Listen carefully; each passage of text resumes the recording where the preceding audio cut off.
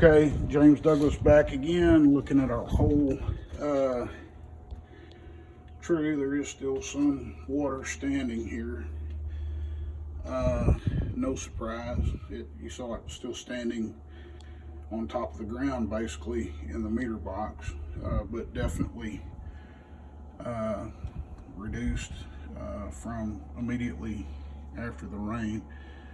So, should tell you too, on the sprinkler system, I think there was some concern about whether the sprinkler system was leaking, and when I reworked this whole system a couple of years ago, all of the sprinkler valves were under the deck right here, and so it was a terrible place for them.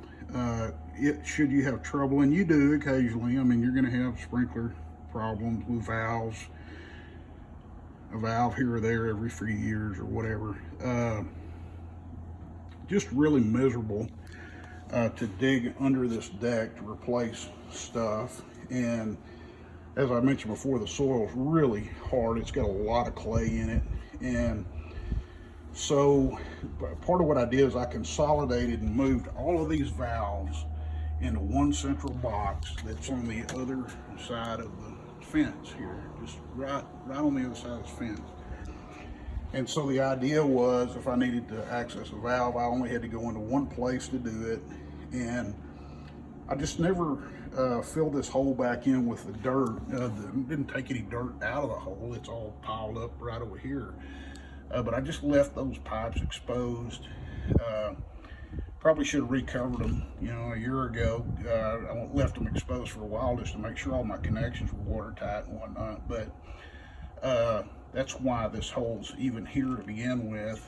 But I should also tell you, what I was going to tell you is, when I did this relocation, also the water line that feeds the consolidated valve box has a master cutoff on it.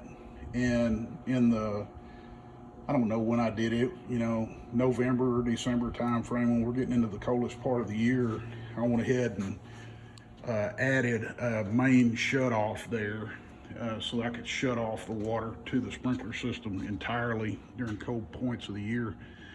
And so it's been shut off totally for months now. And so if there's any concern about the sprinkler system leaking, it's just to allay those concerns. There's no water being supplied even to the valves or to any portion of the sprinkler system right now because of that main valve's cut off. So if there was a leak, that would not be the source. Kind of thinking through a process for elimination. Why 4 gallons went through the meter in the last, say, 24 hours, I don't have the answer to that. I've never looked at it from that perspective, but I did cut off the water main, or shut off the water a few minutes ago.